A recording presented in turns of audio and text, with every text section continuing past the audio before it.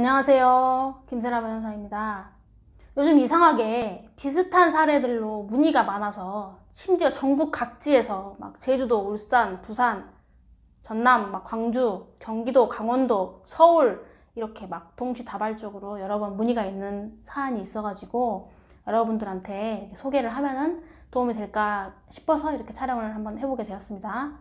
뭐냐면요, 여러분 요즘에 이제 강아지 반려견 키우시는 분들이 정말 많죠. 저는 이제 강아지를 이렇게 별로 좋아하진 않고 저는 강아지를 키우지 않아요. 근데 이런 부분들로 이제 상담을 하는데, 예를 들면 이런 거예요. 이제 강아지가 어떠한 사건으로 해서 다치거나 죽었다는 이유로 이제 상담을 하시는 걸 들으면은 저도 막 마음이 안 좋은 거예요. 저는 이제 강아지를 키우지 않지만 그거에 공감을 하게 되는 그런 사람들이 있어요. 실제로 이제 언제부턴가 사실 우리 이렇게 길거리 번화가 나가보면 카페 이쪽 커피 마시는 카페에 흔하게 보잖아요. 흔하게. 그런데 그에 또 비할 만큼 흔하게 보는 게 애견 카페랑 애견용품점 이런 것도 요즘에 흔하게 보고, 사실 이제 사업 하시려고 하는 분들 중에서도 사업 아이템으로 괜찮다 이렇게 해서 시작하시는 분들도 많은 업종이 이제 애견 쪽 업종인 걸로 알고 있거든요. 또 이제 최근에 이제 많이 생긴 게 있어요. 애견 호텔이라는 게 있어. 그리고 이제 애견 미용실도 있더라고요. 네, 어쨌든 그런데 이제 애견 호텔에서 이제 문제가 생기는 경우들이 있고, 그걸로 이제 상담을 받을 때가 많아요. 그래서 오늘은 우리 강아지 주인이 무슨 사정이 생겨서 이제 애견 호텔에 잠깐 이렇게 일정 기간 맡겼는데 강아지가 거기서 사망을 했다. 어떤 사고로 인해서 사망을 했다. 아니면 크게 다쳤다. 이런 경우에 그 애견 호텔을 상대로 해서 손해배상 청구가 가능한지, 요거예요. 자, 일단 여러분 동물보호법이라는 법이 있어요. 동물보호법. 동물보호법이라는 법은 사실 예전부터 있었는데 여기에 2017년도에 동물위탁관리업이라는 업종이 신설돼서 들어오게 돼요. 이 동물보호법에서 정한 동물위탁관리업이라는 거는 이제 오늘 우리가 얘기하는 애견호텔 같은 게 여기에 해당할 수 있어요. 우리 동물보호법에서는 동물위탁관리업이 되려면은 위탁관리실과 고객응대실을 분리하고 위탁받은 동물에 대한 개별 휴게실과 그리고 사료와 물을 줄 수 있는 시설을 이렇게 갖춰야 된다, 이렇게 정하고 있고, 법이 정한 여러 가지 설비와 시설 요건을 다 갖추고 인력도 갖춰가지고 시장, 군수, 구청장에게 등록을 받아야 돼요. 그렇지 않고 동물위탁관리업을 운영을 하게 되면은 벌금형에 처해지게 됩니다. 이게 이제 현재까지 동물보호법 입장이고요. 하지만 이건 사실 이제 행정적인 문제죠. 뭐 등록을 안 하면 뭐 형사처벌 된다 이런 거니까. 그거와 무관하게 민사 책임이 이제 사실 핫한 이슈가 되고, 제가 이제 확인을 다 해본 결과 현재 이 유사한 건으로, 그러니까 애견 호텔에서 강아지가 사망하거나 다쳤던 사건을 가지고 애견 호텔 측하고 강아지 이제 보호했던 그 강아지 주인 측하고 이렇게 민사 사건이 전국 각지의 지방법원에서 상당히 많이 계류 중인 걸로 제가 확인을 했어요. 제가 확인한 건 그래요. 이제 사례를 들어보면 이런 거예요. 제가 맡겼어요. 애견호텔에 일이 있어서 애견호텔에 한 1, 2주일 맡겼는데 강아지가 못 나가죠. 밖으로 못 나가는 어떤 이유인지, 뭔가 지금 호텔 측에서 좀 문을 열어놨다든지 예를 들면 나갈 수 있는 상황을 만들어 놨겠죠. 일단 그렇지 않고는 강아지가 나갈 수 없죠. 나갔어요. 나가가지고 그 밖에 바로 차도였는데 강아지가 막 나가가지고 막 뛰어서 나가가지고 차도에서 바로 차에 치여서 그 자리에 죽사했어. 이런 사례도 있고, 그 애견 호텔에는 강아지들이 많이 있잖아요.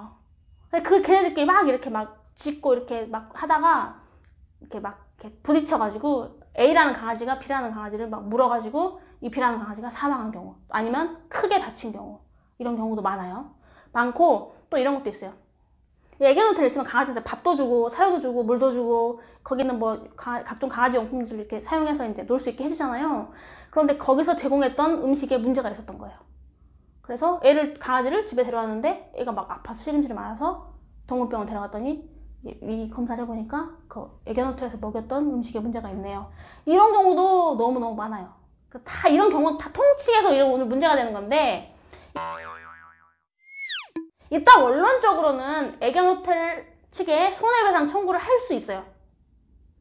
이게 이제 법적으로 말하면 사실상 이제 이게 계약상 책임이에요. 계약상 책임이고, 그에 더 나아가서 이제 안전배려 의무라 그래가지고 자기가 이제 위탁을 받았으면은 잘 관찰을 하고 혹시 다른 개들이랑 문제가 있는지, 아니면 얘가 뭐 먹는 걸 잘 먹는지를 잘 확인을 하고 필요한 조치를 취하고, 혹시라도 얘가 아픈 것 같고 안 좋은 것 같으면 본인이 직접 급한 치료를 하든가 아니면 빨리 견주한테 연락을 해서 지금 이게 좀 그 강아지 상태가 안 좋으니까 빨리 해야 될 것 같습니다. 어떻게 할까요? 라고 즉시 상의를 해서 치료할 수 있는 어떤 상황을 만들어주는 이런 걸 해야 되는 거예요. 당연히 그리고 음식 같은 것은 정확하게 제대로 된 걸 제공해야 되는 건 당연히 계약상 의무가 맞죠. 돈 받고 하는 거잖아요. 그냥 무상으로 하는 건 아니고. 그런 부분들이 사실상 이제 채무불이행 책임에 해당하는 겁니다. 넓게 보면.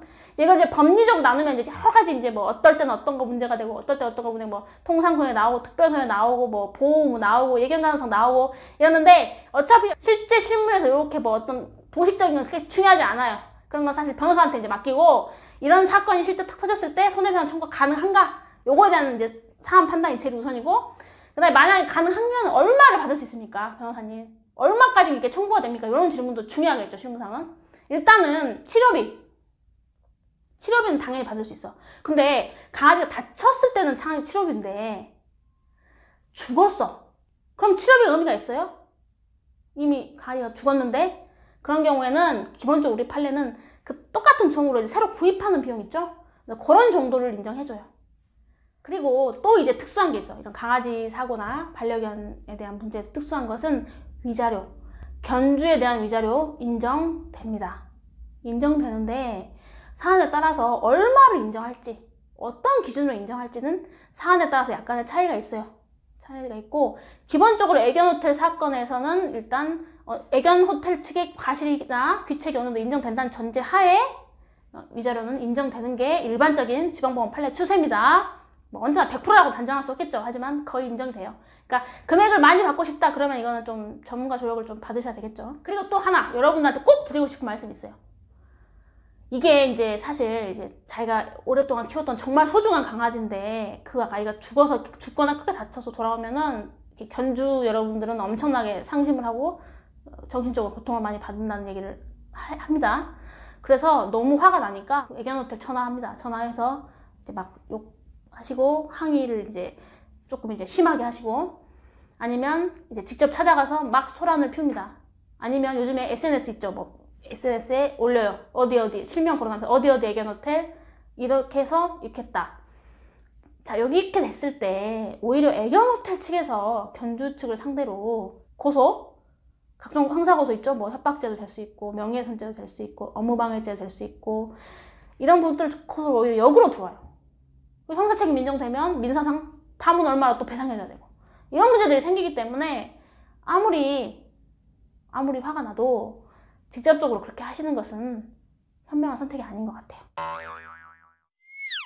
그래서 가급적이면 집에서 가까운 변호사 사무실에 내방을 하시면 안내를 해줄 거예요. 변호사님 이제 이건 이렇게 하시고 이건 이렇게 하시고 재판을 하면은 어느 정도 받을 수 있고 준비할 게 어떤 게 있다 이런 것들. 꼭 선임을 하지 않더라도 상담을 잠깐 이렇게 1시간 받아보는 것만으로도 여러분이 많이 도움이 돼요. 상담을 받고 나서 나홀로 소송을 하면서 이것저것 찾아가는 게 훨씬 더 도움이 되는 것 같아요. 제 기준에는. 선임은 사실 비용이 많이 드니까 망설여진다고 하더라도 네, 그렇습니다. 그리고 사실 이런 견주와 애견호텔 측의 분쟁 민사는 사실 소액사건이에요. 뭐 엄청 비싼 개다. 솔직히 뭐 그 강아지는 잘 모르지만 어마어마하게 뭐 매덕되는 개다 그러면 좀 이제 규모가 커지겠지만 사실 이제 우리가 반려견으로 키우는 강아지들은 사실 뭐 엄청난 뭐 이렇게 하지는 않잖아요. 그러다 보니까 거의 소액소송입니다. 그러니까 사실 이거 변호사 선임하기도 사실 부담이 될 수밖에 없어. 근데 사안에 따라서는 이제 1,000만 원 이상, 2,000만 원 이상이 이제 배상이 될 수 있는 사안들이 있기 때문에 그런 것들은 꼭 조력을 좀 받으세요. 구독과 좋아요 꼭 눌러주세요. 자, 들어주셔서 감사합니다.